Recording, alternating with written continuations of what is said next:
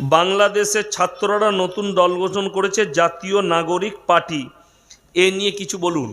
শুনেলেন, ছাত্র আন্দোলন। আজকে পড়াশোনার মান ভারতবর্ষ নয় পৃথিবীতে নষ্ট হয়েছে সব দেশে একটাই কারণে, যখন স্টুডেন্টরা রাজনীতিতে যুক্ত হয়েছে। আপনারা জানেন আমাদের পার্শ্ববর্তী একটা দেশ আছে যার নাম হচ্ছে চাইনা। নাম শুনেছেন না শুনেননি? চাইনা। গত 7 বছর আগে চাইনার একদল স্টুডেন্ট, কলেজ স্টুডেন্ট, তারা সরকার জিনপিং সরকারের বিরুদ্ধে আন্দোলন করেছিল। জিনপিং সরকার তার প্রশাসনকে অর্ডার দিল, বিএসএফকে গুলি চালিয়ে গুঁড়িয়ে দাও, বুলডোজার চালিয়ে দাও, ট্যাঙ্কার দিয়ে গুঁড়িয়ে দিল। আমেরিকা চোখ রাঙালো।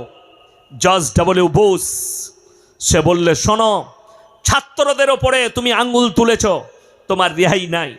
চাইনার জিনপিং সরকার বললে, শোনো, এটা আমার অভ্যন্তরীণ ব্যাপার, এখানে নাক গলাতে এলে যুদ্ধ করতে হবে। চাইনায় সব থেকে টেকনোলজিতে এখন আগে কে? চাইনা। তার কারণ একটাই, ছাত্রদিকে স্টুডেন্টের মতো রাখতে দিয়েছে। যে বাংলাদেশে মুসলিম মেয়েরা ন্যাংটো হয়ে আন্দোলন করে যে আমরা স্বাধীনতা চাই, পাক স্বাধীনতা চাই, আমরা যা ইচ্ছা তাই পোশাক পরব, সেই দেশের উন্নতি কি করে হতে পারে? যে দেশে আলেমরা স্টেজের মধ্যে বেজ্জতি হয়, আলেম দিকে একটা সাধারণ লোক এসে বেজ্জতি করে, কেমন করে সেই দেশের উন্নতি হতে পারে? আপনারা ইমানদারির সঙ্গে বলুন তো। আমি আমার জীবনে 18টা বছর জলসা করছি, গোটা পশ্চিমবাংলা নয়, গোটা ভারতবর্ষ জুড়ে, তথা বোম্বাই, গুজরাট, তথা ত্রিপুরা, আসাম, মেঘালয়। আমি হায়দ্রাবাদে জলসা করেছি, ইন্দোরে জলসা করেছি।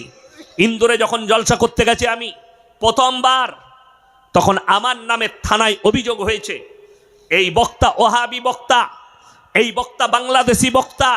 আমার জন্য বাংলাদেশি তাকমা পর্যন্ত দিয়েছিল কারা? এক শ্রেণীর জিলাপি হুজুর। এই মালকে ইন্দোরের মাটিতে জলসা করতে দেওয়া যাবে না। তারপরে আমি যখন পৌঁছালাম এয়ারপোর্ট থেকে নেমে, বিশ্বাস করুন আমি এত খুশি হয়েছি। সেখানে আমার আধার কার্ড আমি হোয়াটসঅ্যাপে করেছিলাম। তারা দেখার পরে সেখানকার এসপি সাহেব তিনি অর্ডার দিয়েছিলেন জলসা হবে, আমার প্রশাসন দাঁড়িয়ে থাকবে। বিশ্বাস করুন আমি যখন জলসা করলাম 3 ঘন্টা 2.5 ঘন্টা বায়ান করেছি। বায়ান করার পরে টাইম শেষ, যতটা পাস ছিল ততক্ষণ পর্যন্ত। কিন্তু খুদ যে অফিসার দাঁড়িয়েছিল সে বললে, স্যার हमको बहुत अच्छा लग रहा है और 10 मिनट बोल दीजिए। জোরে বলুন না সুবহান আল্লাহ। আমি আরো 10 মিনিট বললাম, কিন্তু এতদিন পর্যন্ত বাংলার মাটিতে এত জলসা করেছি, কোন স্টেজে কোন নেতা আমাদেরকে সাহস হয়নি যে অপমান করে। ঠিক বললাম না ভুল বললাম? আমি রাজনীতির কথাও বলি, শুনেছেন না শুনেননি? আমি রাজনীতিবিদদের বিরুদ্ধেও বলি, সরকার অন্যায় করলে সরকারের বিরুদ্ধে বলি। কিন্তু আমি দেখতে পাই বাংলাদেশের মাটিতে বাংলাদেশের মানুষ জানে না ইয়াসিন সাহেব দাওয়াত নিয়েছিলাম এই বছরে, আমি কেন যাইনি? আমার কাছে লিখিত কাগজ লাগবে। আপনি স্টেজে ফুল ফর্মে কথা বলবেন, কারো বাপের হিম্মত হবে না যে আপনার বায়ানে বাধা দিই। আমি আমার ইচ্ছা মতো কোরআন হাদিসের কথা বলবো।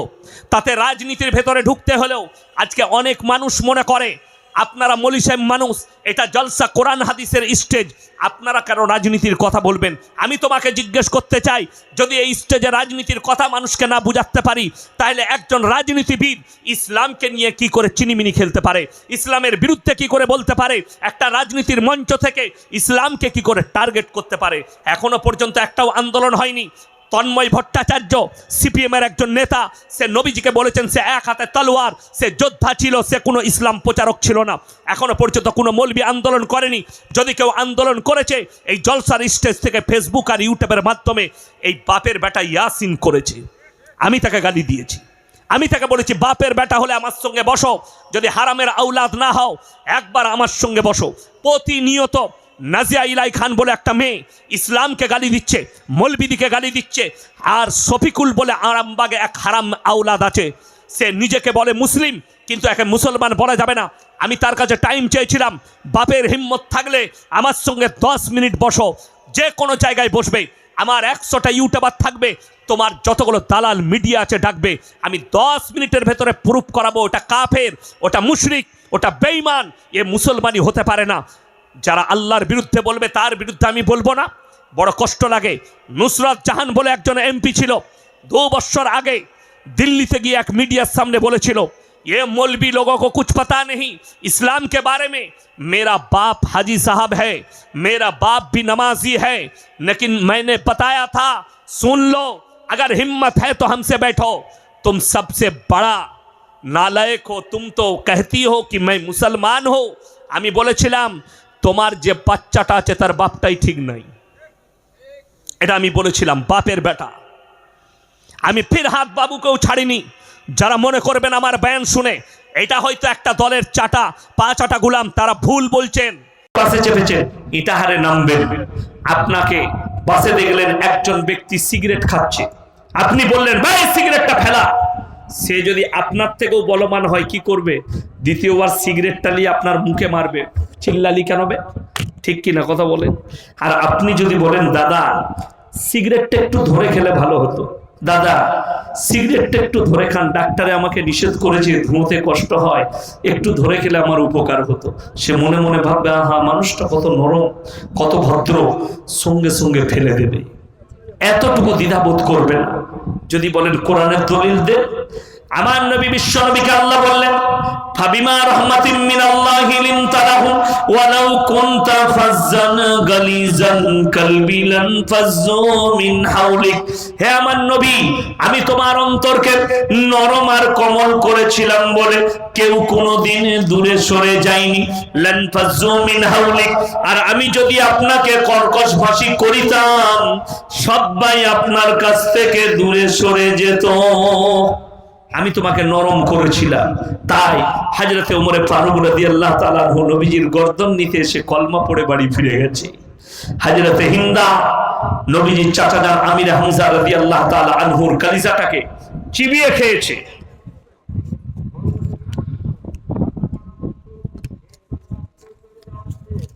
ঠিক ইনশাআল্লাহ।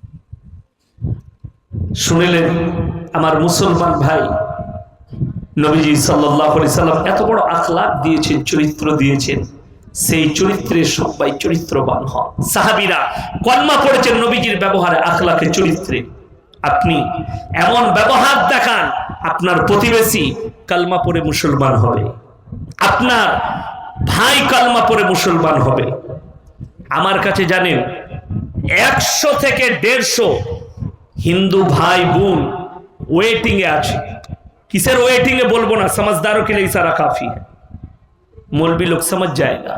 तारा वेटिंग आछे, प्रोसेसिंग आछे, तारा बोलছে হুজুর প্রসেসিং দেন, মন না প্রসেসিং বলে দেন। কোন প্রসেসিং এ আমরা আসবো, কালমাটা কিভাবে পড়বো, জোরে বলুন সুবহানাল্লাহ। কিসে? আখলাকে ব্যবহারে। তাদের উপরে কোনো দাবাও নাই, ইসলাম দাবাই দেয় না। নবীজি তলোয়ারের দ্বারা ইসলাম প্রচার করেননি। ওই জন্য মুসলমান আখলাক আর চরিত্র দেখান আপনার ব্যবহারের দ্বারা, যেন আপনার কেউ কষ্ট না পায়। আজকে আমরা বাবা মাকে কষ্ট দিই, জান্নাতের আশা করি। আমরা বিবির উপরে অত্যাচার করি, জান্নাতের আশা করি। আমরা প্রতিবেশীর উপরে অত্যাচার করি আর জান্নাতের আশা করি। এটা যেন আমাদের মধ্যে না আসে। আমার মুসলমান ভাই চলুন দ্বিতীয় নম্বর আখলাক, ওয়াইদা খাতাবাহুমুল জাহিলুনা ক্বালু সালামা।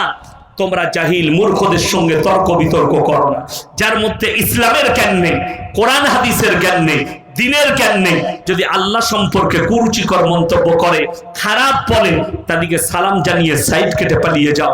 ভাই পরে দেখা হবে, এখন কথা বলার সময় নেই। 1 নম্বর গেল। দ্বিতীয় নম্বর চলুন হলো তৃতীয় নম্বর, ওয়াল্লাযীনা ইয়াবিতুনা লিরাব্বিহিম সুজদান ওয়া কিয়ামা। রাতের অন্ধকারে তার রাত জেগে কেঁদে কেঁদে আমার ইবাদতে রাত যাপন করে। আবার মুসলমান ভাই সবাই আখলাক আর চরিত্র নিয়ে আসুন, আল্লাহর প্রিয় বান্দা হবে। মুসলমান আপনি মনে মনে ভাবছেন আমাকে যে আল্লাহ মাল দিয়েছে, আমাকে যে সম্পদ দিয়েছে, এই সম্পদটা আমার কতটা সম্পদ আমার কাছে কতদিন থাকবে, কিভাবে আমার কাছে থেকে যাবে। যদি এটা জানতে চান, এটাও কোরআন জানিয়েছে যে কখন আল্লাহ মাল কেড়ে নেয় আর আল্লাহ কখন মালে বরকত দেয়। 3টে জায়গায় আপনারা খরচ করবেন 3 জনের পেছনে, জোরে বলুন ইনশাআল্লাহ। কজনের পেছনে? 3 জনের পেছনে। আল্লাহ কোরআনে বললেন তাহলে তোমাদের মালেতে আল্লাহ বরকত দেবে। ওয়া আতিদাল কুরবা হাক্কাহু ওয়াল মিসকিন ওয়া ইবনাস সাবিলি ওয়া লা তুবাদদির তাবদীরা। এক নম্বর, ওয়া আতিদাল কুরবা, তোমার সবথেকে কাছের গরিবের পেছনে খরচ করবে। ওয়াল ইয়াতামা ওয়াল মাসাকিন, তারপরে লক্ষ্য রাখবে এলাকায় কারা ইতিম আর মিসকিন কোথায় আছে। ওয়া ইবনাস সাবিলি ওয়া লা তুবাদদির তাবদীরা, তারপরে লক্ষ্য করো তোমার কাছে মুসাফির কে এসছে। এই তিনজনের পেছনে আজকের এই জলসায় সবথেকে বড় মুসাফির কে? কথা বলে না? আমি 320 কিলোমিটার রাস্তা অতিক্রম করে এসেছি, আবার অতটাই যাব। আমি মুসাফির। আজকের জলসায় সবথেকে বড় মুসাফির আমি। আল্লাহ কোরআনে বললেন, যারা মুসাফিরের কথা, মুসাফিরের দোয়া নেই, মুসাফিরের দোয়াকে আল্লাহ কবুল করে নেয়। এতিম মিসকিন মজলুমের দোয়াকে আল্লাহ কবুল করে নেয়, কাছের গরিবের দোয়াকে আল্লাহ, এই তিনজনের পেছনে যারা টাকা খরচ করবে আল্লাহ তাদের দোয়াকে কবুল করে নেবেন। কেড়ে নেই কখন? ইন্নাল মুবাদদিরিনা কানু ইখওয়ানুশ শায়াতিন, যারা অপব্যয় করে আমার আল্লাহ বললেন তারা হচ্ছে শয়তানের ভাই। শয়তান জাহান্নামী, তার যারা ভাই হবে তারা জান্নাতে যাবে না। যদি বলেন হুজুর অপব্যয়টা কি, ব্যাখ্যা করে দেন। অপব্যয় হচ্ছে মদের পেছনে পয়সা খরচ করা, গাঁজার পেছনে পয়সা খরচ করা, নারীর পেছনে পয়সা খরচ করা, গান বাজনাতে পয়সা খরচ করা, ইসলাম বিরোধী কোনো কাজে পয়সা খরচ করা, এগুলো হচ্ছে অপব্যয়। আল্লাহ তখন মালটা কেড়ে নেয়। সবাই বলুন, আমরা এই পৃথিবীতে এখন দুনিয়াতে সবথেকে দুটো জায়গা, আহম জায়গা, একটা হচ্ছে আল্লাহর ঘর মসজিদ, যেখানে আমরা ইবাদত করি, আর একটা ওই জায়গা যেখানে আল্লাহ আল্লাহর রাসূলের কথা আলোচনা হয়। আজকে আমরা দুটো জায়গা পেয়েছি, এক হচ্ছে এই মজমা, দ্বিতীয় নম্বর এই মজমায় যারা এসেছেন, যারা বসেছেন ছেলে মেয়ে, আমরা ভাগ্যবান যে অনেক ভাইয়ের টাকা এই মসজিদে লেগেছে, আরো আমাদের টাকা লাগবে। আমার ভাই, আমি মুসাফির মানুষ, আপনাদের কাছে আমি খালি 20টা ব্যক্তি কে কে আছেন আল্লাহর বান্দা 500 করে টাকা দেবেন, আমি আপনাদের কাছে দেখতে চাই। জাকির আকর্ষিত সম্পদ, নবীজি বলেছেন কিয়ামতের দিনে কান্নাকাটি করবে। আমি যদি আরো বেশি কিছু দান করতাম আমার জন্য মঙ্গল হতো। আমি 20টা যুবককে দেখতে চাই যে 500 করে টাকা দেবেন। মাশাআল্লাহ। আমার বাবা এই কালেকশনের জালসার উপলক্ষে কালেকশনে যে মারা গেল গত মঙ্গলবার 11 তারিখ। আল্লাহু আকবার। আল্লাহ 5000 টাকা দিল।